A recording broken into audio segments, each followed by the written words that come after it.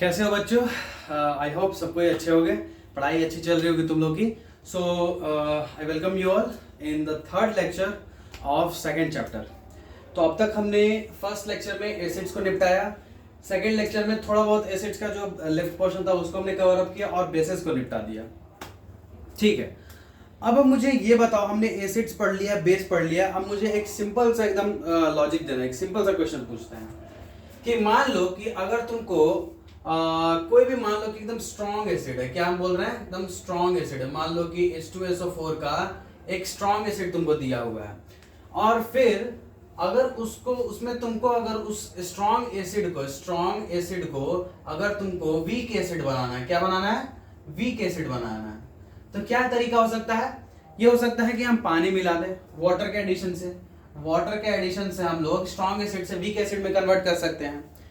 तो मुझे ये बताओ इस प्रोसेस को करोगे कैसे? एक तरीका ये हो सकता है कि तुम टेस्ट ट्यूब लो, ठीक है, और इसमें H2SO4 रखो, ठीक है, H2SO4 रखो और ऊपर से तुम वाटर मिलाओ। और एक और मेथोडोलॉजी हो सकता है क्या कि तुम इसमें वाटर रखो, इसमें क्या रखो, वाटर रखो, और फिर ऊपर से तुम H2SO4 मिलाओ। क्या लगता है? तुम लोग गेस करो, दोनों में से कौन सा तरीका सही है?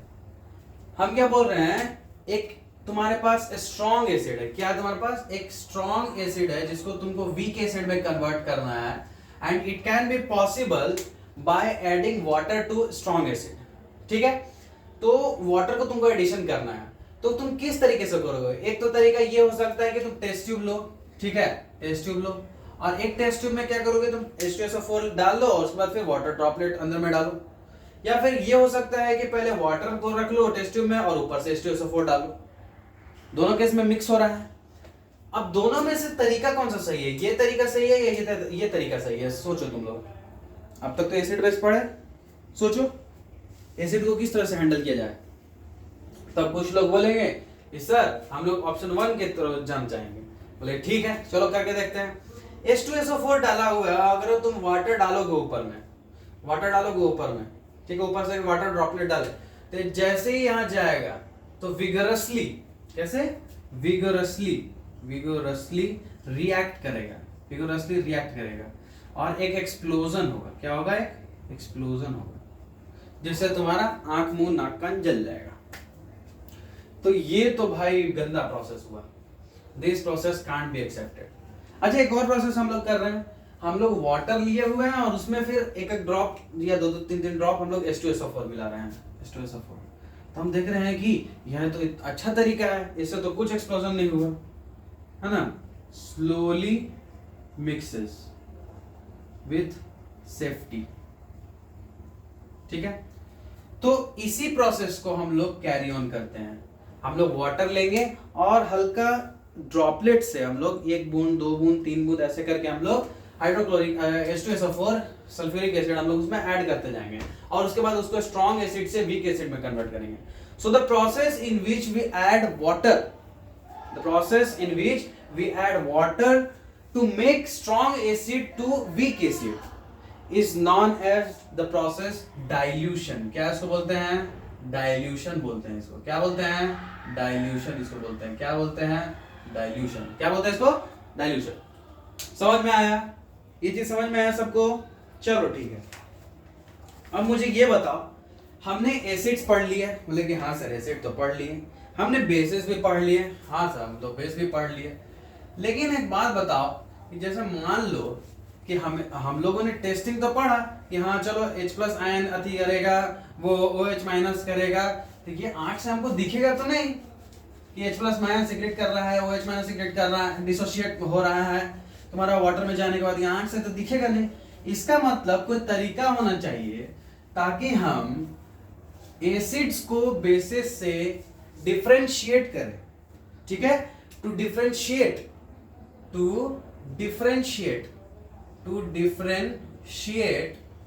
between acids and bases, there must be a simple methodology methodology, ठीक है। सिंपल कुछ तरीका होना चाहिए जिससे हम लोग एक एसिड और एक बेस के बीच में बाइफरकेट करें, ठीक है। तो यहाँ पे आता है रोल इंडिकेटर्स का। किसका? इंडिकेटर्स। उनको हम लोग इंडिकेटर्स बोलते हैं। क्या बोलते हैं? इंडिकेटर्स बोलते हैं। क्या बोलते हैं? इंडिकेटर्स। ये एक्चुअली क्या होते हैं? ये एक्चुअली एक तरह के डाई होते हैं। क्या होते हैं? डाई होते हैं। डाई मतलब जानते हो? इंक। ये एक तरह के क्या होते हैं? डाई होते हैं। डाई। ये बेसिकली क्या करेंगे कि जब तुम किसी मीडिया से इनको पास कराओगे, जैसे कि एसिड से पास कराओगे या फिर बेस से पास कराओगे, तो ये अपना कलर को चेंज कर लेते हैं। क्या कर लेते हैं? ये अपने कलर को चेंज कर लेते हैं। Changes colour, changes colour with respect to media, ठीक है। विथ रिस्पेक्ट टू मीडिया, चाहे वो एसिड हो और बेस। समझ में आया? इंडिकेटर्स क्या है? ये ऐसे डाई होते हैं जो कि अपने कलर को चेंज करके हमें ये क्या बोलते हैं, ये सुविधा दिलाते हैं ताकि हम बाइफरकेट कर सके एसिड और एक बेस के बीच में। सबको समझ में आया इंडिकेटर्स क्या है? चलो अब इंडिकेटर्स जो होते हैं जनरली हम लोग जो यूज करते हैं वो तीन तरह के यूज करते हैं। हम लोग क्या यूज करते हैं? तीन तरीके के। एक होता है लिटमस। हम लोग लिटमस पेपर का यूज करते हैं, ठीक है। हम लोग लिटमस पेपर का यूज करते हैं। एक और होता है मिथाइल ऑरेंज। क्या होता है? Methyl orange. Methyl orange. और एक और होता है फेनोप्थिलीन। क्या होता है? फेनोप्थिलीन, ठीक है। लिटमस के हम लोग क्या बोले? इंडिकेटर्स क्या है? इंडिकेटर्स वैसे डाई हैं जो कि अपना कलर चेंज करते हैं, जो कि अपना कलर चेंज करते हैं विथ रेस्पेक्ट टू मीडिया। जैसा मीडिया वैसा उनका कलर। समझ में आ रहा है क्या बोल रहे हैं हम? सो जैसा उनका मीडिया वैसा उनका कलर, तो उनको बोलते हैं इंडिकेटर्स। और जनरली हम लोग तीन तरीके के इंडिकेटर्स यूज करते हैं। Litmus paper, methyl orange, phenolphthalein. Litmus paper क्या होता है? बेसिकली लिटमस पेपर जो होता है, लिटमस जो होता है वो एक सॉल्यूशन होता है, ठीक ना, जो कि एक पर्पल डाई है। क्या है? Purple dye. जनरली ये पर्पल कलर का होता है, ठीक है। जो भी न्यूट्रल सॉल्यूशंस होते हैं, या मान लो कि जो एसिड नहीं है बेस, मतलब न्यूट्रली ये क्या होता है? पर्पल कलर का होता है। क्या? किस कलर का? पर्पल कलर का होता है, इसलिए इसको पर्पल डाई बोलते हैं। जो कि एक तरह के प्लांट लाइकेन से पाया जाता है। एक्सट्रैक्टेड फ्रॉम लाइकेन, ठीक है। एक तरह का प्लांट है ये, ठीक है। लाइकेन प्लांट से ये होता है। और लाइकेन प्लांट जो है वो थैलोफिटा। लाइकेन प्लांट जो है वो थैलोफिटा।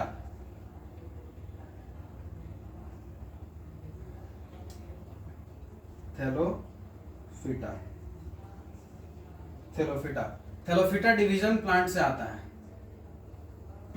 प्लांट किंगडम के भी बहुत सारे डिविजन्स होते हैं, ठीक है। प्लांट किंगडम के भी बहुत सारे डिविजन्स होते हैं, उन्हीं में से एक थैलोफिटा डिवीजन है जिसके अंडर ये लाइकेन प्लांट आता है। और इसी लाइकेन प्लांट से हमको लिटमस मिलता है, ठीक है। लिटमस डाई मिलता है, जिसे हम लोग लिटमस पेपर बना देते हैं, ठीक है। ओके, ये समझ में आ गया। अब देखो बेसिकली हमारे पास तीन है, लिटमस है, मिथाइल ऑरेंज है और फेनोप्थिलीन है। इसका मतलब इन तीनों चीजों का यूज करके हम लोग इसको एज एन इंडिकेटर हम लोग यूज करने वाले हैं, एज एन इंडिकेटर यूज करने वाले हैं। यानी कि वो एसिड्स में कुछ और रंग दिखाएंगे, बेस में कुछ और रंग दिखाएंगे, और उससे हम लोग बाइफरकेट कर लेंगे कि वो एसिड है या बेस है, ठीक है। तो चलो एक सिंपल सा इसको याद करने का हम एक सिंपल सा तरीका बताते हैं। जैसे मान लो कि पहली बार हम लोग ले लिए एक ब्लू लिटमस। क्या ले लिए? ब्लू लिटमस, ठीक है। एक ब्लू लिटमस हम लोग ले लिए। उसके बाद हम लोग लिए एक रेड लिटमस। क्या लिए हम लोग? रेड लिटमस, ठीक है। रेड लिटमस ले लिए। उसके बाद हम लोग क्या कर लिए? मिथाइल ऑरेंज ले लिए। मिथाइल ऑरेंज, ये एक और ले लिए। और एक इसके बाद हम लोग ले लिए फेनोप्थिलीन ले लिए, ठीक है। इससे क्या होगा? अब देखो हम लोग क्या करने वाले हैं। ये कॉलम बना लिया हम लोग एसिड्स के लिए और ये हम लोग कॉलम बना लिए बेस के लिए। ठीक है, तो इसका मतलब हम लोग जानते हैं। अब देखो ध्यान से सुनना, देखो ब्लू लिटमस को हम लोग एसिड के साथ रिएक्ट कराएंगे तो वो क्या होगा, ऑब्वियस रेड बन जाएगा, वही तो उसका कैरेक्टरिस्टिक्स था। क्या कर देगा उसको, रेड बन जाएगा। लेकिन ब्लू लिटमस खुद ब्लू है, उसमें बेस मिलाएंगे तो बेस जो होता है खुद क्या बोलता है, वो ब्लू कर देता है, तो ये ब्लू का ब्लू ही रह जाएगा। ठीक उसी प्रकार से रेड लिटमस अगर एसिड के प्रेजेंस में आएगा तो ये तो रेड ही रहेगा, लेकिन वहीं बेस इसमें डालेंगे तो ये ब्लू कन्वर्ट कर देगा रेड लिटमस को। मिथाइल ऑरेंज बेसिकली तुम्हारा एसिड के साथ रिएक्ट करने पे रेड कलर शो करता है और बेस के साथ येलो कलर शो करता है। मतलब ऑरेंज कलर का होता है, एसिड के साथ गया तो वो रेड में कन्वर्ट हो जाएगा, अगर वो बेस के साथ गया तो येलो में कन्वर्ट हो जाएगा। फेनोल्फथालीन कलरलेस सॉल्यूशन टाइप से होता है, जो कि कलरलेस होता है तुम्हारा एसिड के साथ। एसिड के साथ ये कलरलेस होगा और बेस के साथ ये पिंक हो जाता है। ठीक है, तो ये सारे केमिकल्स जो है हम लोग यूज करते हैं, इन तरह के केमिकल्स हम लोग यूज करते हैं ताकि हम लोग बाइफरकेट कर सके एसिड और बेस के बीच में। कैसे, उनका जो कलर है उनका चेंजेस से हम लोग बाइफरकेट करते हैं। क्या करते हैं हम लोग, ब्लू लिटमस यूज किए, वो एसिड के साथ रेड रहा, बेस के साथ ब्लू। रेड लिटमस यूज किए, एसिड के साथ रेड रहा, बेस के साथ ब्लू। मिथाइल ऑरेंज यूज किए, वो एसिड के साथ रेड रहा, क्या बोलते हैं, बेस के साथ येलो। और फेनोल्फथालीन कलरलेस रहा एसिड के साथ और बेस के साथ पिंक रहा। समझ में आया? लेकिन कुछ ऐसे भी इंडिकेटर्स हैं जो कि नेचुरल इंडिकेटर्स हैं। जैसे मान लो कभी तुमने देखा होगा कि तुम्हारे शर्ट पे कभी दाग लग जाए।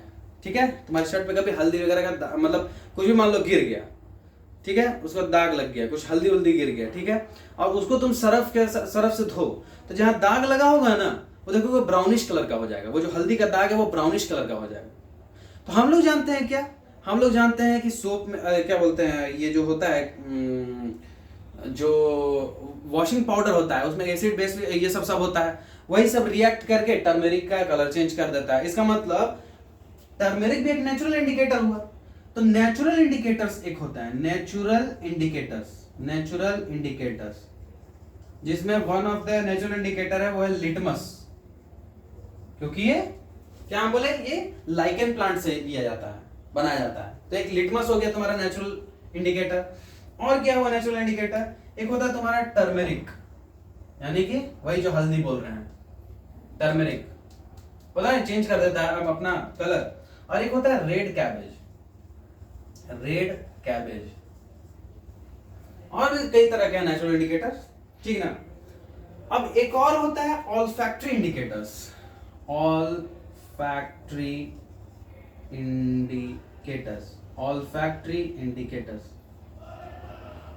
इंडिकेटर्स किसको बोलते हैं? ऑल्फैक्टरी इंडिकेटर्स वैसे इंडिकेटर्स होते हैं जो कि अपना स्मेल को चेंज कर देते हैं। क्या करते हैं?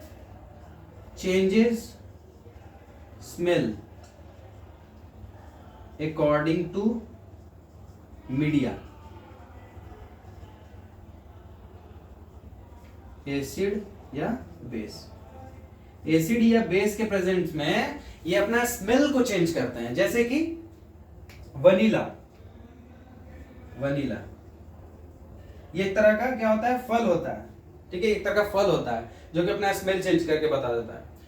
अनियन मतलब प्याज, ये तो तुम लोग को पता ही होगा अनियन। और एक होता है क्लोव, जो तुम लोग घर में लौंग यूज करते हो ना, लौंग चाय वो बनाते हो भी शायद डालते हो लौंग का। तो ये लौंग जो है उसको हम लोग एज अ ऑल्फैक्टरी इंडिकेटर हम लोग यूज करते हैं। ठीक है, तो हमने क्या पढ़ा कि भाई कुछ इंडिकेटर्स होते हैं जो कि डाई होते हैं, यानी कि ये अपना कलर चेंज करेंगे with respect to media, acid हो बेस हो, ठीक है ना, इनके अकॉर्डिंग ये अपना कलर चेंज करेंगे और हमें हेल्प करेंगे ताकि हम बाइफरकेट कर सके एसिड्स और बेस के बीच में। ठीक है, 3 तरह के हैं जो जनरली हम लोग यूज करते हैं। पहला लिटमस है, दूसरा मिथाइल ऑरेंज है, तीसरा फेनोल्फथालीन है। लिटमस क्या है? लिटमस एक पर्पल डाई है, ठीक है, पर्पल कलर का, जनरली पर्पल कलर का होता है। कहां से? लाइकेन प्लांट से इसको एक्सट्रैक्ट किया जाता है, और जो लाइकेन प्लांट है वो थैलोफिटा डिवीजन में आता है। प्लांट किंगडम में थैलोफिटा डिवीजन के अंदर का एक प्लांट है जिसको बोलते हैं हम लोग लाइकेन, और इसी लाइकेन से हम लोग लिटमस पेपर बनता है। ठीक है, लिटमस ब्लू लिटमस भी हो सकता है, रेड लिटमस भी हो सकता है। एसिड के प्रेजेंस में ब्लू लिटमस रेड में कन्वर्ट हो जाएगा, लेकिन बेस में चूंकि ये ब्लू है तो ब्लू ही रह जाता है। रेड लिटमस क्या करता है? एसिड के प्रेजेंस में रेड होता है और बेस के प्रेजेंस में ब्लू होता है। मिथाइल ऑरेंज एसिड के प्रेजेंस में रेड होता है, बेस के प्रेजेंस में येलो होता है। फेनोल्फथालीन एसिड के प्रेजेंस में कलरलेस होता है और बेस के प्रेजेंस में पिंक हो जाता है। ठीक है, तो ये सारे इंडिकेटर्स हैं, लेकिन कुछ नेचुरल इंडिकेटर्स भी हैं। नेचुरल इंडिकेटर्स कौन कौन से? पहला तो एक लिटमस हम लोग जाने, लिटमस। लेकिन ये मिथाइल ऑरेंज ये सब क्या है? केमिकल्स है। Methyl orange, phenolphthalein, these are not natural indicators. और वो नेचुरल इंडिकेटर्स कौन है? टर्मरिक, जो हम लोग घर में हल्दी यूज हम लोग करते हैं, वो turmeric. Red cabbage, red cabbage हमारे यहाँ नहीं पाया जाता है, लेकिन जहाँ पे तो रेड कैबेज पाया जाता है, ये भी एक तरह का इंडिकेटर होता है। एसिड में अलग कलर शो करेगा और बेस में अलग कलर शो कर देता है। एक आता है ऑल्फैक्टरी इंडिकेटर। क्या? Olfactory indicator. These are those indicators which changes their smells according to the media, either acid or base. Acid और बेस के प्रेजेंस में अपने स्मेल को चेंज कर देते हैं, महक को चेंज कर देते हैं। जैसे वनीला एक तरह का फल है, अनियन, क्लोव जो लॉन्ग होता है, ये ऑल्फैक्टरी इंडिकेटर्स है। यहां तक समझ में आया? कोई दिक्कत, कोई तकलीफ? किसी के पेट में दर्द तो अभी बता दो भाई। नहीं है तो ठीक है, क्या दिक्कत है। अब हम लोग थोड़ा सा आगे बढ़ते हैं। ये तो हो गए हमारे सारे इंडिकेटर्स, ये हमें मदद करेंगे हमारे एसिड बेसिस को अच्छी तरीके से जानने में, परखने में कि कौन हमारा भाई एसिड है और कौन हमारा बेस है। ठीक है, अब हम लोग इसके बाद जानेंगे कि एसिड बेस तो हम लोग जान गए, लेकिन एसिड है, कोई एक एसिड है मान लो। ठीक है, दो तरह के एसिड तुम्हारे सामने पड़े हुए हैं, दो तरीके के, और पूछे कि सबसे ज्यादा कौन डेंजरस है, या कोई दो तरह के बेस पड़े हुए हैं, सबसे ज्यादा कौन डेंजरस है। यहाँ हम बेसिकली हम उसके स्ट्रेंथ के बारे में बात कर रहे हैं कि कौन सबसे ज्यादा एसिड है, एसिडिटी कैरेक्टरिस्टिक्स कौन सबसे ज्यादा शो करेगा। दो मान लो कि एक ए केमिकल है, एक बी केमिकल है, दोनों को दोनों एसिड है, और हम पूछ दे कि दोनों में से कौन सबसे ज्यादा एसिडिटी शो करेगा, एसिडिक बिहेवियर सबसे ज्यादा शो करेगा, किसका स्ट्रेंथ सबसे ज्यादा है, तो किस तरह से हम बताएंगे। हमारे पास अभी कोई पैरामीटर अभी तक सर पढ़ाए हुए नहीं है, तो उन्हीं पैरामीटर्स को हम लोग जानेंगे। ठीक है, तो एक बहुत मस्त टॉपिक हमारे सामने आने वाला है जिसको हम लोग बोलते हैं पीएच। ठीक है, अब हम लोग किसके बारे में पढ़ेंगे? पीएच के बारे में पढ़ेंगे। चलो, बोर्ड हो गया हमारा साफ। हम लोग किसके बारे में पढ़ेंगे? पीएच के बारे में पढ़ेंगे।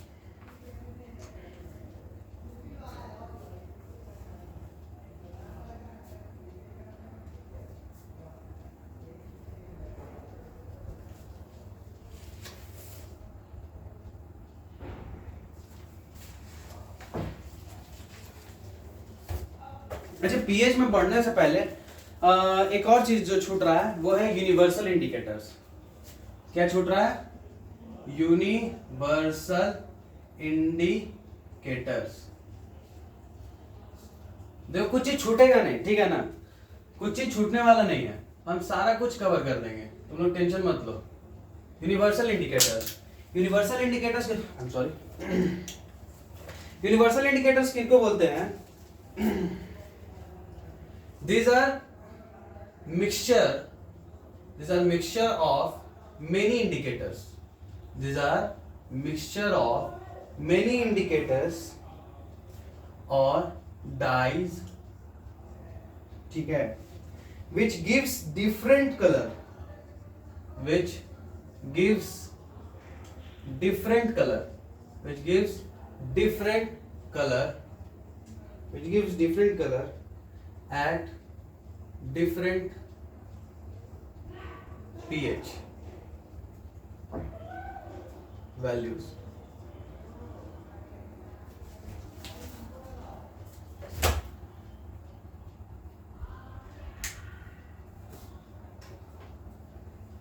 एक मिनट, यूनिवर्सल इंडिकेटर्स नहीं, यूनिवर्सल इंडिकेटर्स अभी नहीं पढ़ाएंगे। यूनिवर्सल इंडिकेटर्स हम पूरा पहले पीएच पढ़ा देते हैं, उसके बाद फिर यूनिवर्सल इंडिकेटर्स कैरी ऑन करेंगे। अभी छोड़ दो, अभी समझ में नहीं आएगा। थोड़ा सा पहले पीएच का कॉन्सेप्ट जान लेते हैं, उसके बाद हम लोग कैरी ऑन करेंगे, ठीक है। पहले लोग पीएच पहले पढ़ लेते हैं, उसके बाद, ठीक है। चलो देखो,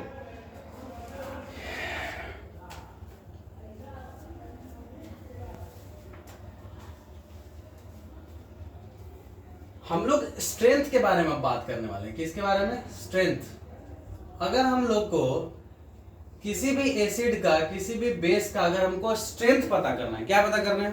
किसी भी एसिड का, किसी भी बेस का अगर हमको स्ट्रेंथ पता करना है तो कोई फैक्टर, कोई पैरामीटर होना चाहिए जिसके अकॉर्डिंग हमको पता चल सके कि हाँ वो, जैसे मान लो कि दो हमारे पास एसिड्स है, जैसे मान लो कि ए एसिड है और बी एसिड है, ठीक है, दोनों के दोनों एसिड है।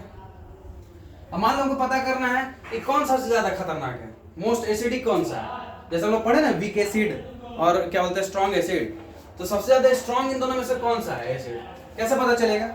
तो हम लोग एक पीएच पढ़ते हैं, पीएच, ठीक है, पीएच के बारे में पढ़ते हैं। ये हमें ये बताता है, ये हमें ये बताता है कि हमारा जो एसिड है या फिर हमारा जो बेस है उसकी स्ट्रेंथ कितनी है, उसकी स्ट्रेंथ कितनी है, ये हमें पीएच बताता है, ठीक है। What does a pH says? That pH basically, pH हमको क्या बताता है? पीएच हमको स्ट्रेंथ ऑफ एसिड बताता है या स्ट्रेंथ ऑफ बेस बताता है। जैसे इन जनरल जो होता है ना, ये एक स्केल बनता है, ठीक है। पीएच के लिए हम लोग एक स्केल बनाते हैं, पीएच के लिए हम लोग एक स्केल बनाते हैं, ये मान लो एक स्केल है, ठीक है। पीएच के लिए हम लोग स्केल बनाते हैं, लेट से बीच में जो है वो 7 है, क्या है? बीच में 7 है, और इधर में क्या है?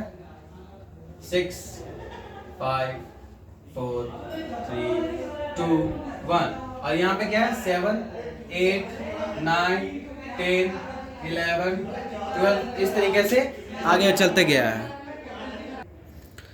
हाँ, तो ये पीएच स्केल है, थोड़ा क्योस है, बताएं, आईपीएल चल रहा है थोड़ा सा यहाँ पे डिस्टर्बेंस है। चलो बैक ऑन द टॉपिक। ये देखो एक पीएच स्केल है, ये क्या है? पीएच स्केल है, पीएच स्केल है। पीएच स्केल क्या है? It is a scale which shows us the strength of an acid or an base। ये जो 7 होता है ना, 7, ये हम लोग यूज करते हैं न्यूट्रल के लिए। ये हम लोग किसके लिए यूज करते हैं? न्यूट्रल के लिए यूज करते हैं। अब जैसे जैसे तुम 7 के पहले आते जाओगे, 6 5 4 3 2 1, तो उस तरह से एसिडिटी जो है वो बढ़ते जाता है। एसिडिक कैरेक्टर जो है यहाँ पे, एसिडिक कैरेक्टर इंक्रीज करता है, इंक्रीज करता है, इंक्रीज करता है। और इधर जाओगे तो बेसिक कैरेक्टर इंक्रीज करता है। बेसिक कैरेक्टर बेस मतलब बेस का कैरेक्टर इंक्रीज करता है इधर जाओगे तो, ठीक है। अब जैसे मान लो ये क्या होता है ना कि हर एक डिवीजन अलग अलग कलर का होता है। जैसे मैं तुम्हें दिखा पाऊं तो हर एक डिवीजन जो है, देखो ये अगर तुम्हें दिख रहा हो तो ये देखो इस तरीके के कलर्स बने हुए होते हैं, ठीक है, इस तरीके के कलर्स बने हुए होते हैं। तब मान लो कि तुम्हारे पास कोई भी एसिड है, ठीक है, ये पूरा पैरामीटर सेट होता है। 7 में देखो ग्रीन है, ठीक है, 7 में ग्रीन है, इधर जैसे जैसे जाते जाओगे रेड होते जाएगा, इधर जैसे जैसे जाते जाओगे ब्लू होते जाएगा, फिर लास्ट में वायलेट होते जाएगा। समझ में आ रहा है? तो ठीक उसी प्रकार से मान लो कि तुम्हारे पास कोई एक एसिड है, ठीक है, कोई एक एसिड है, और उसमें तुम क्या किए, ये जो पेपर आता है इसका पीएच का नापने वाला, उस पेपर को तुम उसमें डिप किए, तुमको एक कोई कलर मिला होगा, उस कलर को तुम यहाँ पे रख के देखोगे, इस लिस्ट में ऐसे रख के देखोगे, जहां से मैच किया, लेट से कि 4 पे आके मैच किया, 4 पे आके उसका कलर मैच कर रहा है, तो इसका मतलब क्या हुआ कि वो क्या है? माइल्ड एसिड है। मतलब क्या, उसका स्ट्रेंथ उतना ज्यादा नहीं है। लेकिन वही मान लो कि आ जाता तुम्हारा 1, ठीक है, 1 के आसपास, मतलब पूरा रेड कलर आ जाता, तो हम लोग क्या जानते हैं कि वो बहुत ज्यादा एसिडिक है, बहुत ज्यादा एसिडिक है। ठीक उसी प्रकार से अगर तुम्हारा 9 आता, 8 आता, 10 आता, ये 14 तक होता है, ठीक है, आगे चलो 14 तक होता है। मान लो 9 आता, 10 आता, 8 आता, इधर का आता, तो ये हम लोग क्या बोलते हैं कि थोड़ा वीक बेस है। लेकिन वही अगर 14 तक 14 आता, 11 12 आता, वो सब क्या हो गया? स्ट्रॉन्ग बेस हो जाता है। क्या हो जाता है? Strong base. So thus we can bifurcate between acid and base according to the color produced after dipping the pH paper। समझ में आया? तो pH हमको क्या बेसिकली बताता है? It is the strength, it shows us the strength of N acid और N base. ठीक है, याद रखना पीएच स्केल का हम लोग क्यों उपयोग करते हैं, ताकि हमको एसिडिक कैरेक्टर पता चल सके या बेसिक कैरेक्टर पता चल सके कि कैसा हमारा एसिड है। समझ में आया? जैसे मान लो कि कोई एक H2SO4 है, पूरा कंसंट्रेटेड H2SO4 है। कंसंट्रेटेड मतलब उसमें एकदम पानी नहीं मिला हुआ है, कंसंट्रेटेड H2SO4 है। तो वो जो होगा वो क्या बोलते हैं, अगर उसको अगर डिप करके हम मैच करोगे तो लमसम इधर आएगा, ये कलर शो करेगा। लेकिन भाई तुम पानी जैसे मिला हुआ है तो इधर का कलर शो करने लगेगा, 2 3 4 5, और ज्यादा पानी मिला है तो 5 पे आ गया, और ज्यादा पानी मिला तो 6 पे आ गया, बहुत ज्यादा पानी मिला गया तो एक समय आएगा जब वो न्यूट्रल हो जाएगा। बहुत ज्यादा पानी मिला दोगे तो क्या होगा, एक समय आएगा जब न्यूट्रल हो जाएगा तो वो 7 पे आने लगेगा, शो करने लगेगा। उसमें तुमने बेस मिलाना चालू कर दिया तो 8 9, और ज्यादा बेस मिला, और ज्यादा बेस मिला तो बेसिक होते जाएगा, ज्यादा बेसिक होते जाएगा। जितना ज्यादा बेसिक होते जाएगा ये तुम्हारा आगे का कलर शो करने लगेगा। समझ में आ रहा है? तो इधर से चालू होता है, जैसे जीरो पे तुम्हारा होता है, जैसे इधर जो जीरो होता है, इधर जो जीरो होता है वो पूरा डार्क रेड होगा, फिर रेड होगा, इधर फिर ऑरेंज होगा, फिर येलो कन्वर्ट हो जाएगा, फिर यहाँ पे बीच में ये जो होता है वो ग्रीन कलर होता है, ग्रीन कलर। उसके बाद फिर चेंज होते जाएगा, समझ आ रहा है? ग्रीन होगा, उसके बाद फिर बेसिकली क्या होगा, ब्लू में कन्वर्ट होगा, ब्लू, फिर क्या हो जाएगा लास्ट में, ये ब्लू आ जाएगा, इधर लास्ट में जाकर वॉयलेट में कन्वर्ट हो जाएगा। इधर हम क्या बताएं, इधर येलो आएगा, समझ में आया? इधर जाकर रेड हो जाएगा। इस तरीके से होता है। समझ में आया? सबको समझ में आया? पीएच मतलब समझ में आ गया सबको? पीएच का कहां प्रयोग है ये हमको समझ में आ गया। ठीक है, तो अब जाके हम लोग जानते हैं कि यूनिवर्सल इंडिकेटर अब कहते किसको है। यूनिवर्सल इंडिकेटर एक्चुअली है क्या? ठीक है, तो इसका मतलब हम लोग क्या कर सकते हैं कि अगर मेरा जो मान लो पीएच 0 आ रहा था, हम उसको क्या बोलेंगे, एसिडिक सॉल्यूशन। अगर मेरा आगे चल के आ जा रहा, मान लो 14 आ जाता, वेरी अल्कलाइन सॉल्यूशन बोलते हैं उसको। अगर 7 आ रहा है तो न्यूट्रल बोलते हैं। ठीक है, इतना तक तो हम लोग कर लिए। अच्छा, अब हम लोग समझते हैं यूनिवर्सल इंडिकेटर किसको बोलते हैं। यूनिवर्सल इंडिकेटर हम लोग बोलते किसको है? यूनिवर्सल इंडिकेटर्स क्या होता है?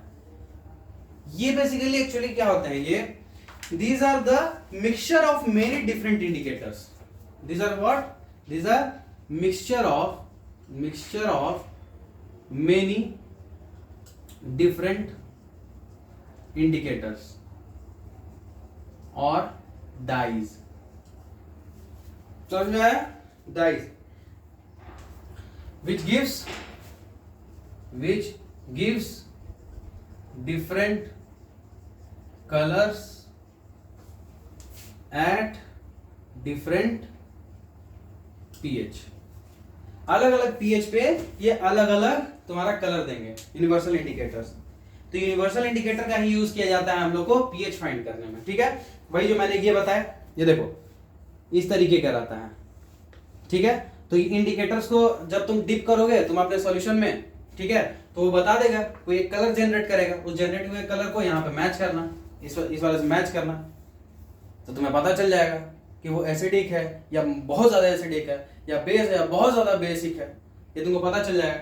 यही होते हैं तुम्हारे यूनिवर्सल इंडिकेटर्स, याद रखना। ठीक है, so universal indicators are those indicators which are mixture of many different indicators or dyes which gives different color at different pH। याद रहेगा? ठीक है। अच्छा सर, इतना pH पढ़ा रहे हैं, इसका हमारे डेली लाइफ में इंपॉर्टेंस क्या है कि हम लोग इसको मतलब इतना पढ़ क्यों रहे हैं, इतना ज्यादा हम लोग इतना ज्यादा फोकस क्यों कर रहे हैं? बोले कि अभी बताते हैं, लेकिन सबसे पहले हम लोग बोर्ड को इरेज कर देंगे, तब थोड़ा अच्छे से पढ़ेंगे। तो थोड़ा बोर्ड को और शाइनी बना देते हैं। चलो, हम लोगों ने बोर्ड साफ कर लिया, तो हम लोग अब तक बहुत कुछ पढ़ लिया है। हम लोगों ने एसिड पढ़ लिया, एसिड किसको बोलते हैं, वीक एसिड, स्ट्रॉन्ग एसिड। हमने बेस पढ़ा, बेस में हम लोग स्ट्रॉन्ग बेस, वीक बेस पढ़े। फिर जो एसिड जो है किस तरह से मेटल्स के साथ रिएक्ट कर रहे थे हम लोगों ने वो पढ़ा। कार्बोनेट के साथ, बाइकार्बोनेट के साथ, मतलब हाइड्रोजन कार्बोनेट के साथ किस तरह से रिएक्ट कर रहा है, ऑक्साइड्स फॉर्म कर रहा है, ये ऑक्साइड्स के साथ, मेटल ऑक्साइड्स के साथ किस तरह से रिएक्ट कर रहा है, ये सब हमने पढ़ा। तो फिर हम लोगों ने बेस के लिए भी सेम चीज पढ़ा। फिर वाटर में किस तरह से ये सब बिहेव कर रहे हैं वो हमने पढ़ा। हम लोगों ने पीएच के बारे में पढ़ा, हम लोगों ने इंडिकेटर्स के बारे में पढ़ा, हम लोगों ने लाइकेन पढ़ा, हम लोगों ने क्या पढ़ा, लाइकेन पढ़ा हमने, फेनोल्फथालीन पढ़ा हमने, मिथाइल ऑरेंज के बारे में पढ़ा, फिर वो किस तरह से एसिड और बेसिस के साथ रिएक्ट करके किस तरह से कलर अपना शो कर रहा था, हमने ऑल फैक्ट्री इंडिकेटर्स पढ़ा, हमने क्या कुछ नहीं पढ़ा। अब हम लोग जानते हैं कि हम लोग जो पीएच पढ़ा है उसका हमारे डे टू डेली लाइफ में क्या ही इंपॉर्टेंस, हम लोग क्यों पढ़ रहे हैं इतना ज्यादा, हम लोग फोकस करके क्यों पढ़ रहे हैं सर, हम लोग को पढ़ने क्यों बोल रहे हैं इतना। तो let's consider some examples, let's consider some examples of pH in our daily life. ठीक है, let's consider some daily life examples of pH. ठीक है, सबसे पहला देखो, सबसे पहला क्या है, सबसे पहला stomach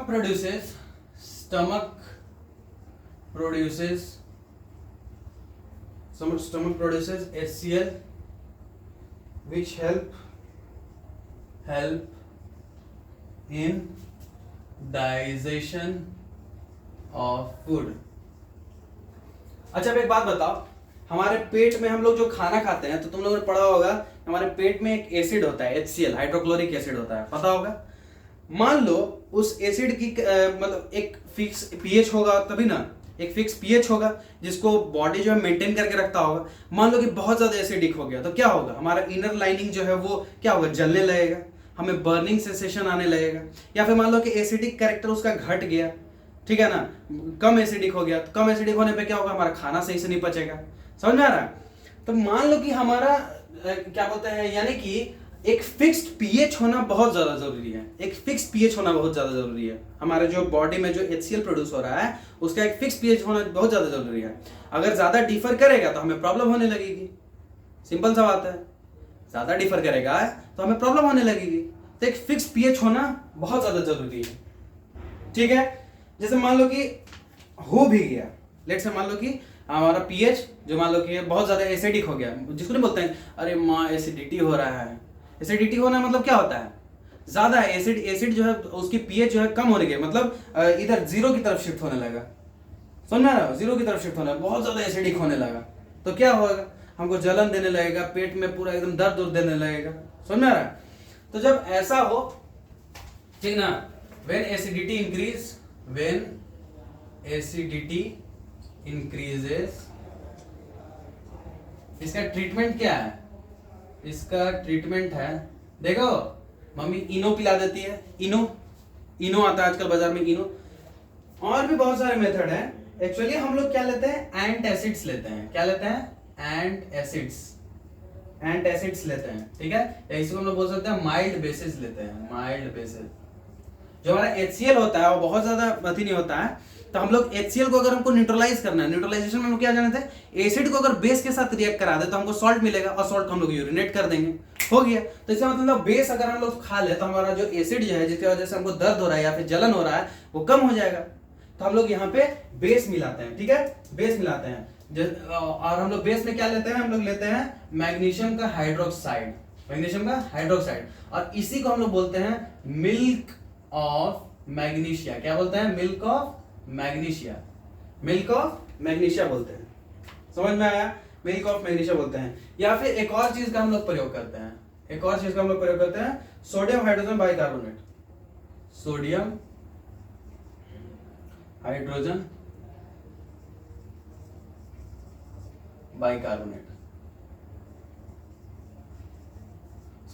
बाइकार्बोनेट, जिसको हम लोग बेकिंग सोडा भी बोलते हैं। ये सब आगे चल के और थोड़ा पढ़ाएंगे, ब्रीफली पढ़ना है आप लोग को, लेकिन अभी के लिए जान लें पीएच के बारे में। हमने क्या बोला कि एक बॉडी में फिक्स पीएच का HCl जो है वो प्रोड्यूस होना चाहिए। अगर कम हुआ तो भी दिक्कत, ज्यादा हुआ तो भी दिक्कत।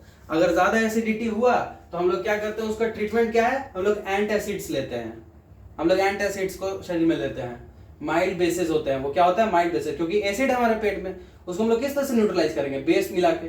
हम लोग मैग्नीशियम हाइड्रोक्साइड एक तरह का बेस है, उसको लेते हैं और उसको हम लोग बोलते हैं मिल्क ऑफ मैग्नीशिया। क्या बोलते हैं उसको, हम लोग मिल्क ऑफ मैग्नीशिया बोलते हैं। ठीक है, हम लोग मैग्नीशियम हाइड्रोक्साइड लेते हैं जिसको हम लोग मिल्क ऑफ मैग्नीशिया बोलते हैं। क्या बोलते हैं, मिल्क ऑफ मैग्नीशिया।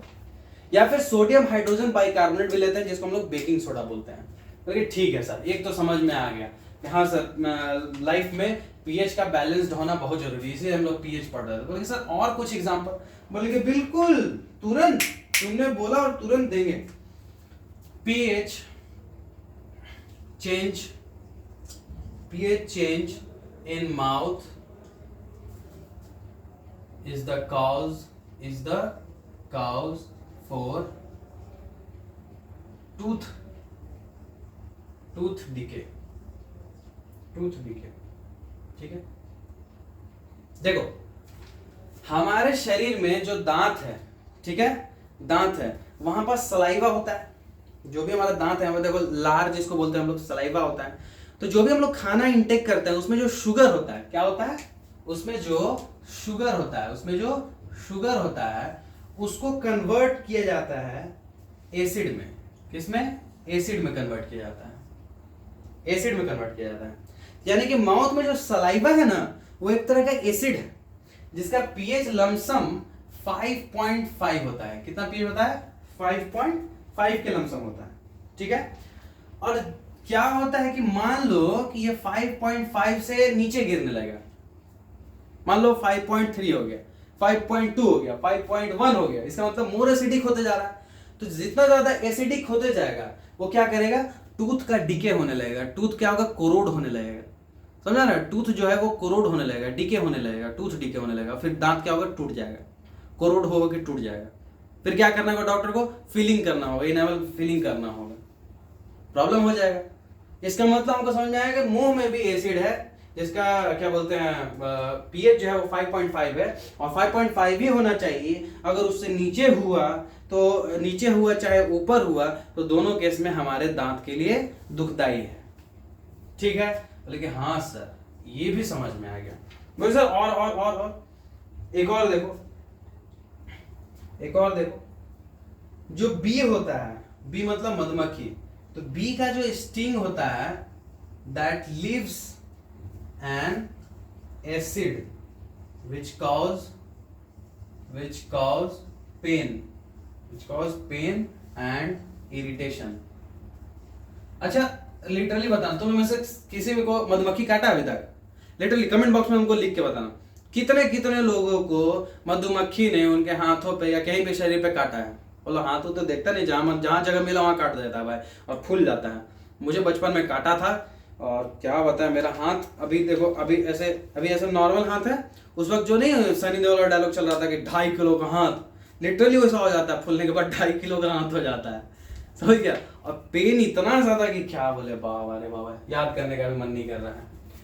तो जो बी स्टिंग होता है, बीज होता है, मधुमक्खी जो होता है, वो जब काटता है तो क्या करता है, एसिड छोड़ता है। उस एसिड का नाम है, उस एसिड का क्या नाम है, मिथनोइक एसिड। देखो इसके पहले लिखवाए भी होंगे, ये मिथनोइक एसिड। कौन सा एसिड? मिथनोइक एसिड छोड़ता है, ठीक है। तो इसका भी एक मात्रा है। जैसे मान लो कि क्या बोलते हैं, ये एसिड जो है बहुत ज्यादा कमजोर होता, तो हम लोग को पेन ही नहीं होता। लेकिन मान लो कि ये मिथनोइक एसिड ज्यादा स्ट्रांग है, तो हमें उतना ही ज्यादा पेन होगा, उतना ही ज्यादा इरिटेशन होगा। तो इसमें भी बैलेंस होना बहुत जरूरी है। तीसरा देखो, और चौथा देखो, चौथा क्या है, प्लांट रिक्वायर्स। अच्छा, जब तुम लोग जब किसान जो है वो खेती करते हैं, requires a specific pH range for healthy growth. देखो जो प्लांट होता है ना, वो हर जगह नहीं उग जाते हैं। कभी कभी क्या होता है कि मिट्टी में जो है ना, कि मिट्टी का भी एक प्रॉपर पीएच होता है, उस मिट्टी का प्रॉपर पीएच होता है। और उस मिट्टी का पीएच अगर गड़बड़ से भी इधर से उधर हुआ, ठीक है, अगर मिट्टी का पीएच गड़बड़ से भी इधर से उधर हुआ, तो तुम्हारा क्या बोलते हैं, अच्छे से फसल नहीं उगेगा, अच्छे से फसल उगेगा ही नहीं। तो फिर क्या किया जाता है, अगर ज्यादा एसिडिक हो गया तो फिर तुम्हें चॉक पाउडर मिलाया जाता है। चॉक पाउडर क्या है, एक तरह का मतलब बेस है, चॉक पाउडर फिर मिलाया जाता है। तो for healthy growth of plant then requires a specific pH of the soil। याद रखना, ठीक है। किसी एक स्पेसिफिक पीएच पे ही अच्छा प्लांट ग्रोथ होता है। ज्यादा एसिडिक हुआ तो भी नहीं होगा, ज्यादा बेसिक हुआ तो भी नहीं होगा। देख लो कितना इंपॉर्टेंस है पीएच का हमारे लाइफ में, हर जगह इन्फ्लुएंस होता है हम लोग पीएच से। और क्या है, देखो जो नॉर्मल जो होता है, रेंज होता है ना, रेंज होता है, ठीक है ना, एक लिख दे रहे हैं, इसको हम लिख ही दे रहे हैं, change in pH of rain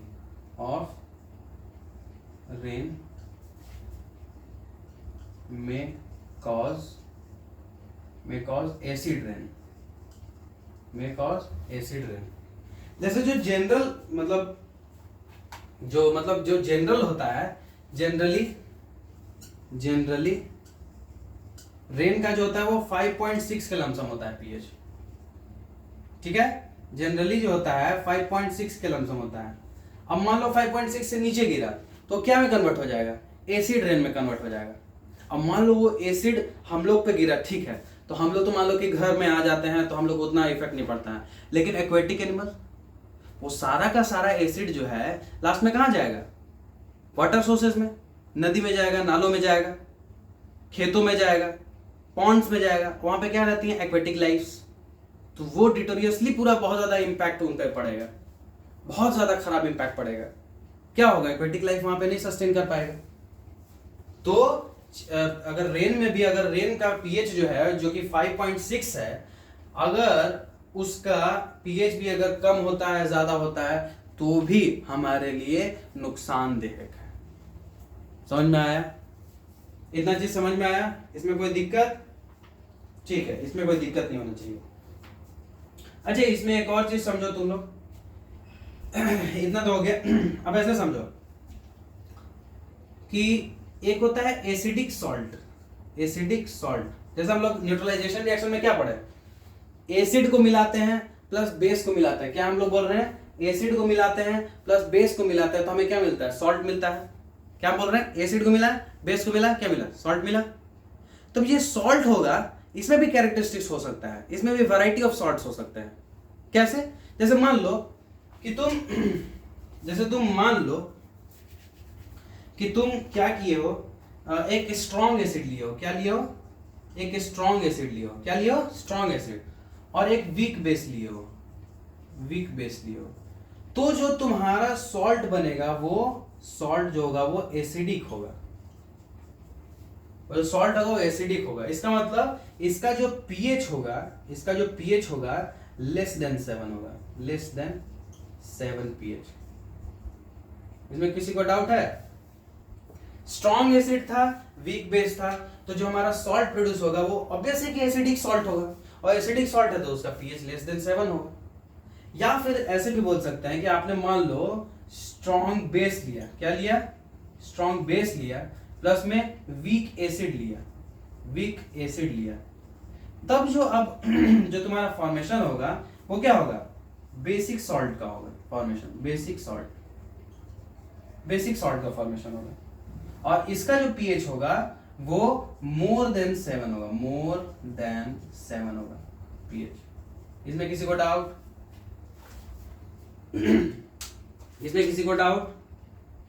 एकदम बेसिक से समझाया है, कोई इसमें ज्यादा दिमाग लगाने का जरूरत नहीं है। क्या अब तक हम लोगों ने जाना कि हम लोग एग्जाम, जैसे हम लोगों ने जाना कि पीएच क्या होता है। पीएच, पहली बात, पीएच क्या होता है, पीएच जो स्केल हम लोगों ने इजाद किया है वो बेसिकली हमें ये बताता है कि पीएच जो है हमारा स्ट्रेंथ बताएगा, एसिड का एज वेल एज बेस का भी, कि हमारा एसिडिक जो एसिड है जो हम लोग यूज कर रहे हैं उसकी स्ट्रेंथ कितनी है, ज्यादा एसिड है, एसिडिक कैरेक्टर है उसमें, या कम एसिडिक कैरेक्टर है, या फिर जो हम लोग बेस यूज कर रहे हैं वो ज्यादा बेसिक है या कम बेसिक है। समझ में आ रहा है, तो पीएच स्केल हमने डिनोट किया। अब जो 7 जो है वो न्यूट्रल पॉइंट होता है, 7 से जैसे जैसे कम होगा 6, 5, 4 तो एसिडिक कैरेक्टर बढ़ते जाएगा, या 7 से ज्यादा होगा 8, 9, 10 तो बेसिक कैरेक्टर बढ़ते जाएगा। समझ में आ रहा है, तो इसके लिए हम लोग यूनिवर्सल इंडिकेटर यूज करते हैं। यूनिवर्सल इंडिकेटर क्या होता है, मिक्सचर ऑफ डाइज होता है। जैसे कि उस यूनिवर्सल इंडिकेटर को हम मान लो कि उस एसिड में, सैंपल एसिड में डालेंगे, जो भी सैंपल हमारे पास है एसिड का उसमें डालेंगे, कोई एक कलर हमारा आएगा, उस कलर को हम लोग वो जो क्या बोलते हैं यूनिवर्सल इंडिकेटर का जो चार्ट होगा, ठीक है ना, उस चार्ट में ऐसे लगाएंगे, ये जो चार्ट बना हुआ है, ये देखो, ये जो चार्ट बना हुआ है, ये जो स्केल बना हुआ है, इसमें ऐसे लगाएंगे, जिस कलर से भी मैच किया वही उसका पीएच हो जाएगा।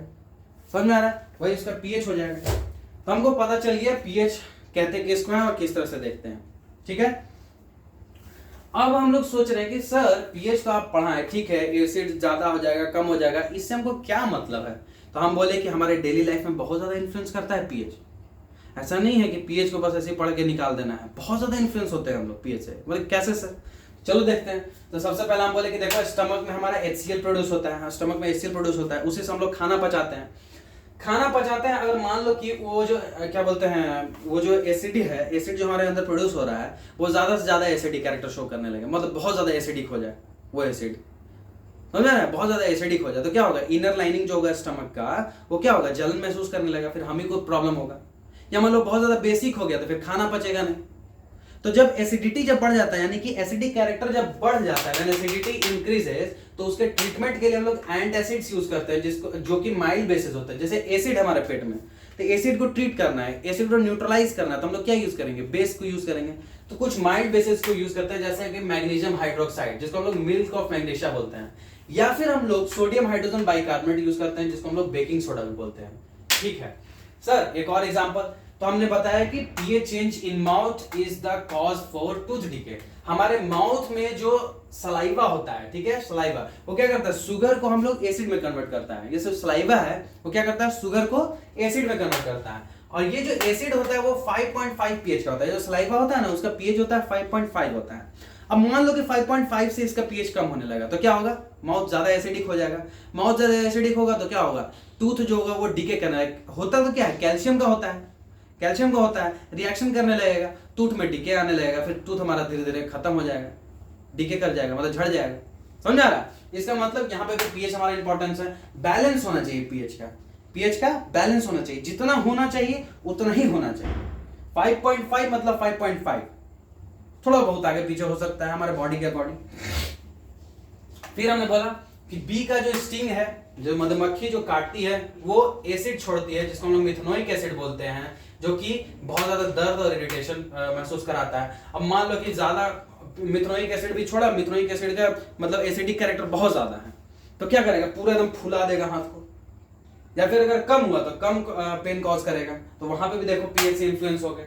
मान लो कि जो किसान होता है, किसानों को ये ज्यादा पता होगा, जिनका फैमिली बैकग्राउंड फार्मिंग होगा उन लोगों को ज्यादा पता होगा कि बहुत ज्यादा किसी भी एक जगह पे हमेशा के मतलब हर साल खेती नहीं होता है, उसको एक साल के लिए रिलैक्स करने दिया जाता है। कोई भी एक ग्राउंड होता है ना, उसको एक साल के लिए रिलैक्स के लिए भी छोड़ा जाता है। जैसे मान लो 2-3 साल खेती किए, फिर एक साल के लिए रिलैक्स छोड़ देते हैं, उस पर खेती नहीं करते हैं, ताकि वो अपने आप को न्यूट्रलाइज कर सके। या फिर मान लो कि माइक्रोबियल जो एक्टिविटी कम हो गई है या फिर एरेशन वगैरह नहीं हुआ, वो फिर वापस हो सके। लेकिन मेजोरिटी जो हम यहाँ पे कंसिडर कर रहे हैं वो क्या कर रहे हैं, उसका एसिडिक कैरेक्टर।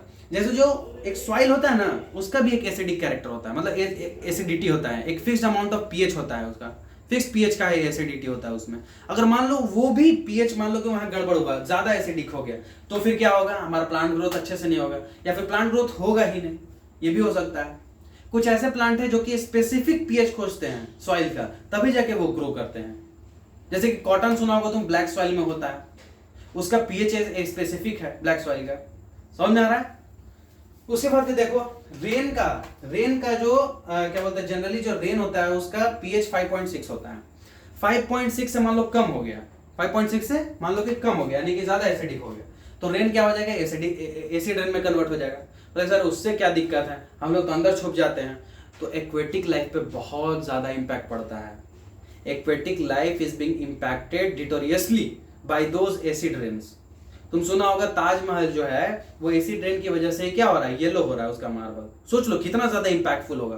तो जो ह्यूमन बॉडी है या फिर जो एक्वेटिक लाइफ की जो बॉडीज हैं वो कितना ज्यादा इंपैक्ट होती होंगी, सोचो, और तो मर जाता होगा। समझ रहा है, तो कितना ज्यादा पीएच इन्फ्लुएंस किया, ठीक है। और फिर हमने बताया कि लेटर से एक स्ट्रॉन्ग एसिड लो, एक वीक बेस लो। तो जो हमने बताया था कि पहले एक बताया था हमने न्यूट्रलाइजेशन रिएक्शन, कि एसिड को बेस के साथ रिएक्ट कराता है तो हमें सॉल्ट मिलता है। ठीक है, उसी प्रकार को कंसीडर करते हुए मान लो कि हम लोग स्ट्रॉन्ग एसिड लिए और वीक बेस लिए, तो हमारा जो सॉल्ट फॉर्म होगा वो एसिडिक सॉल्ट होगा, जिसका पीएच जो होगा लेस देन 7 होगा। ठीक है, फिर हमने बोला कि मान लो कि एक बेस लो जो कि स्ट्रॉन्ग बेस हो और एक एसिड लो जो कि वीक एसिड हो, तो जो सॉल्ट हमारा प्रोड्यूस होगा वो ऑब्वियस बात है बेसिक होगा, बेसिक इन नेचर होगा, क्योंकि हम लोग स्ट्रॉन्ग बेस यूज किए हैं। तो उसका जो पीएच होगा, अगर बेसिक है तो क्या हम लोग जानते हैं पीएच क्या होता है, 7 से ज्यादा होगा तो बेसिक कैरेक्टर बढ़ेगा, तो क्या होगा मोर देन 7 आएगा उसका पीएच। अब तक का नाम का था यहीं तक, ठीक है। अब यही हो गया तुम्हारा पीएच, ठीक है, ये हो गया तुम्हारा पीएच वगैरह। अब एक प्रोसेस जो तुम्हारा बच रहा है, ये जो प्रोसेस तुम्हारा बच रहा है जिसको बोलते हैं क्लोर अल्कली प्रोसेस, ठीक है, क्लोर alkali process, chlor alkali process. इसको थोड़ा रब कर लेते हैं ना, थोड़ा इसको हम लोग रब कर लेते हैं। एक सिंपल सा एक है प्रोसेस, चलो उसको भी देख ही लेते हैं, ठीक है, इसको भी देख ही लेते हैं। अगले वाले लेक्चर में हम लोग वो कर लेंगे, क्या बोलते हैं, सारे के सारे जितने भी सॉल्ट है ना, सॉल्ट्स हैं, सॉल्ट के हम लोग पढ़ाई करेंगे। एक लेक्चर पूरा डेडिकेटेड रहेगा पूरे सॉल्ट के लिए, ठीक है। तो हम लोग 4 लेक्चर में पूरी तरह से इसको कवर कर लेंगे। जैसे पहले लेक्चर हमने क्या किया, एसिड हमने कवर किया, दूसरे लेक्चर में क्या किया, हमने बेस कवर किया, ठीक है। तीसरे लेक्चर में क्या किया, एसिड बेस को कैसे कंपेयर किया जाएगा, उन लोगों का स्ट्रेंथ कैसे देखा जाए, तो कंपेयर किया हम लोग इंडिकेटर्स की मदद से। कैसे स्ट्रेंथ देखा जाए उन लोग का, तो उन लोग का स्ट्रेंथ हम लोग देख लिया थी से क्या बोलते हैं पीएच से, पीएच स्केल की मदद से हम लोग वो देख लिया, ऑल्फैक्टरी इंडिकेटर्स देख लिए, ठीक है। अब हम लोग क्या करने वाले हैं, अब हम लोग क्या बोलते हैं एक प्रोसेस पढ़ने वाले हैं, ठीक है, जिससे हम लोग को कुछ कुछ मिलेगा, ठीक है ना, कुछ कुछ प्रोडक्ट मिलेगा, और उन प्रोडक्ट का इस्तेमाल करके हम लोग काफी ज्यादा अच्छे अच्छे सॉल्ट्स बनाने वाले हैं जो कि हमारे डे टू डेली लाइफ में काम आएंगे, ठीक है। तो सबसे पहले हम लोग उस प्रोसेस को देख लेते हैं जिसका नाम है क्लोर अल्कली प्रोसेस। क्या नाम है, क्लोर अल्कली प्रोसेस। हाँ मिट गया, चलो कौन सा प्रोसेस है, क्लोर अल्कली प्रोसेस। इसमें हम लोग क्या करते हैं, देखो बेसिक सा एक डायग्राम है, उसको याद रखना दिमाग में, ठीक है, बेसिक सा डायग्राम उसको याद रखना दिमाग में। क्या प्रोसेस का नाम है, क्लोर alkali process, chlor alkali process, ठीक है, क्लोर अल्कली प्रोसेस इसको बोलते हैं, ठीक है। इसमें हम लोग क्या करते हैं, एक टैंक लेते हैं, क्या लेते हैं, टैंक वो वाला नहीं, वर्ल्ड वार वाला नहीं, उड़ाना नहीं है किसी को, ठीक है। हम लोग सिंपल से एक टैंक लेते हैं, सबके दिमाग में तो वही आया होगा सबसे पहले, उड़ाने वाला सर आतंकवादी हमला सर,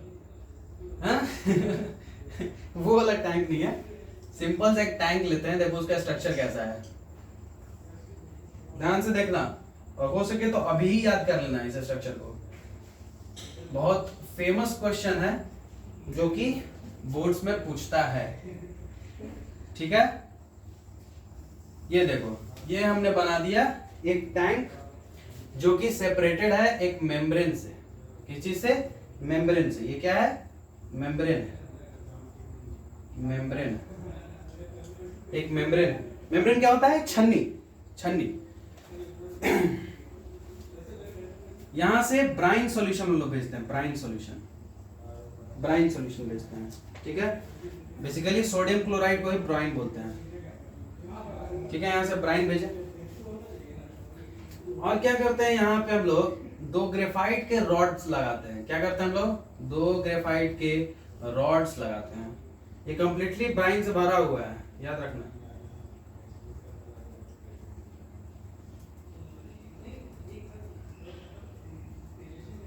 ये दिख रहा है, पूरा ब्राइन जो है, ब्राइन से ये भरा हुआ है। इफ यू कैन सी, ये पूरा का पूरा ब्राइन से भरा हुआ है। हमने 2 ग्रेफाइट रॉड लगाए हैं, और इन ग्रेफाइट रॉड्स को हम लोग बैटरी से कनेक्ट कर देते हैं, तो ये प्लस हो गया, ये माइनस हो गया, ये हो गया तुम्हारा एनोड, और ये हो गया तुम्हारा कैथोड। समझ में आया, ठीक है। होता ये है, इस प्रोसेस को करोगे तो यहां से क्या होता है, क्लोरीन गैस निकलता है। इस ब्राइन सॉल्यूशन का इलेक्ट्रोलाइसिस करने पे क्या होगा, यहां से बेसिकली क्या निकलता है, हमको यहां से NaOH मिलता है। क्या मिलता है, यहां से NaOH, सोडियम हाइड्रोक्साइड मिलता है, ठीक है। यहां से सोडियम हाइड्रोक्साइड मिलता है, यहां से क्लोरीन गैस निकलता हुआ मिलता है, और यहां से हाइड्रोजन गैस निकलता हुआ मिलता है, ठीक है। और ये जो मेम्ब्रेन है, यहाँ पे आदान प्रदान होता है क्लोरीन आयन का, OH माइनस आयन का, और इधर जाता है तुम्हारा सोडियम प्लस आयन और हाइड्रोजन प्लस आयन।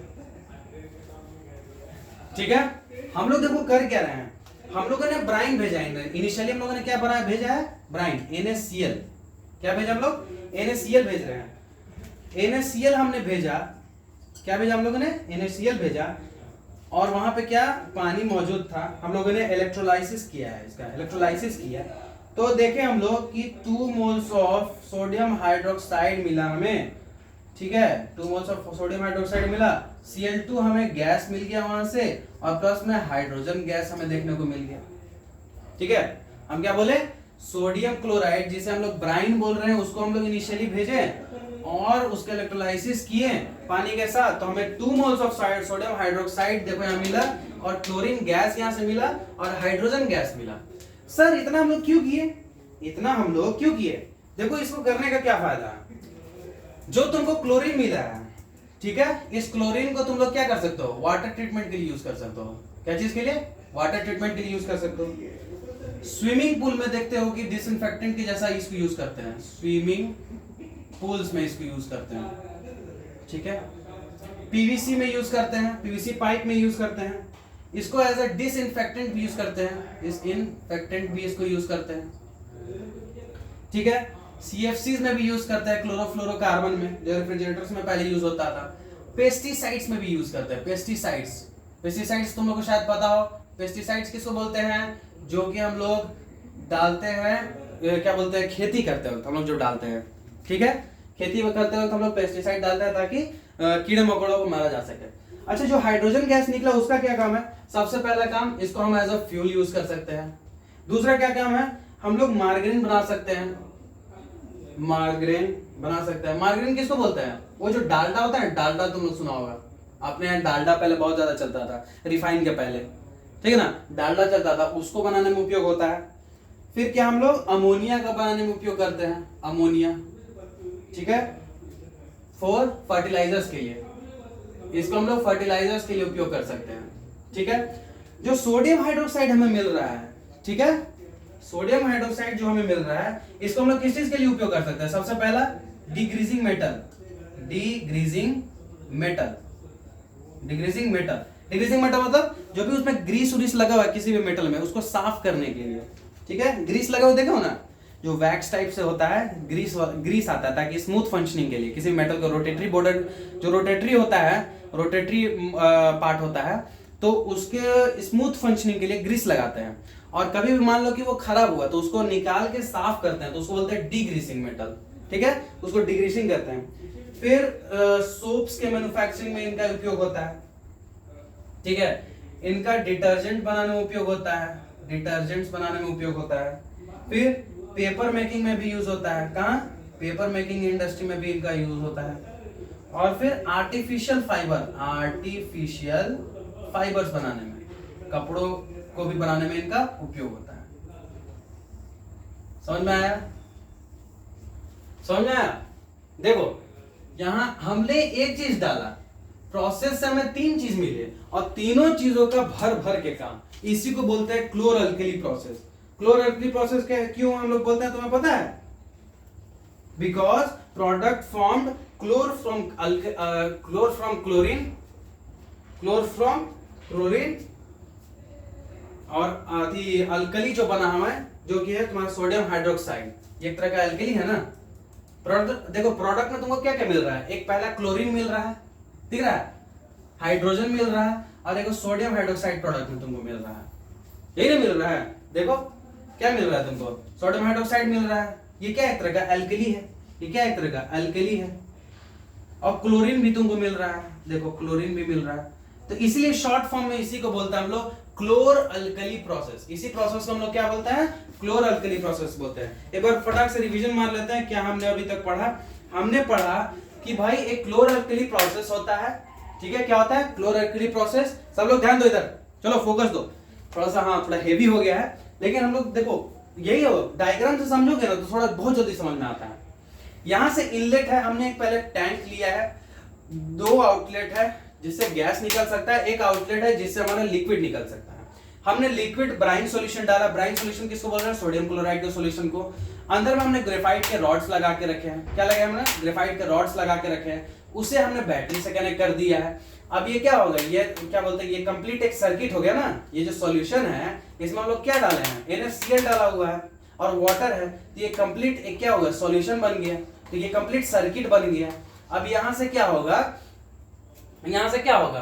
क्लोरीन और क्या बोलते हैं, सब के सब जो है, जैसे जो सोडियम क्लोराइड है वो Na+ और Cl- में टूट जाएगा, और H2 है वो H+ और OH- में टूट जाएगा, और फिर क्या बनेगा तुम्हारा? NaOH बनेगा, Cl2 गैस बनेगा और हाइड्रोजन गैस बनेगा। Cl2 गैस जो बना उसका वाटर ट्रीटमेंट में हम लोग प्रयोग करते हैं, स्विमिंग पूल में उपयोग करते हैं, पीवीसी पाइप में भी उपयोग करते हैं, डिसइंफेक्टेंट में भी यूज करते हैं, CFC यानी क्लोरोफ्लोरोकार्बन में भी यूज करते हैं, गैसेस में, पेस्टिसाइड्स में भी यूज करते हैं। हाइड्रोजन गैस जो मिला उसको हम लोग फ्यूल्स में यूज करेंगे, मार्गारीन बनाने में यूज करेंगे, यानी डालडा बनाने में, अमोनिया बनाने में यूज करेंगे ताकि हम लोग फर्टिलाइजर बना सके। NaOH जो इसके लिए हम लोग ये पूरा तामझाम की है, ये जो सोडियम हाइड्रोक्साइड हमें मिल रहा है इसे हम लोग डिग्रीजिंग करने के लिए यूज कर सकते हैं। मेटल जो ग्रीस लगा होता है मेटल पे उसको हटाने के लिए हम लोग यूज कर सकते हैं। सोप्स के मैन्युफैक्चरिंग में यूज कर सकते हैं, डिटर्जेंट के मैन्युफैक्चरिंग में यूज कर सकते हैं, पेपर मेकिंग इंडस्ट्री में यूज कर सकते हैं, और आर्टिफिशियल फाइबर्स को जनरेट करने में हम लोग यूज कर सकते हैं। तो this is the chlor-alkali process where we use brine solution to get sodium hydroxide as a product and chlorine and hydrogen as a product. So why do we call this process as chlor-alkali process? It's just because we are getting alkali. Sodium hydroxide is an alkali. We are getting product as alkali and chlorine, Cl2 gas. You can see alkali and chlorine. So in short form we concluded that it is a chlor-alkali process. समझ में आया chlor-alkali process क्यों बोलते हैं? ठीक है। सो हमने क्या पढ़ लिया? एसिड पढ़ लिया, हमने बेस पढ़ लिया, दोनों को कंपेयर किस तरह से करना है वो पढ़ लिया, पीएच हमने पढ़ लिया हम लोगों ने, और भी क्या बोलते हैं यूनिवर्सल इंडिकेटर्स वगैरह पढ़ लिया, पीएच का इंपॉर्टेंस पढ़ लिया, ठीक है ना, ये सब सारी चीजें कर ली हमने। फिर ये क्लोर-अल्कली प्रोसेस भी पढ़ लिया। अब जो बच रहा है वो बच रहा है सॉल्ट्स, जिसे हम लोग अगले लेक्चर में कंटिन्यू करेंगे। तो बने रहो वीडियो के साथ और पढ़ाई करो अच्छे से, मजे से। चलो ठीक है, बाय।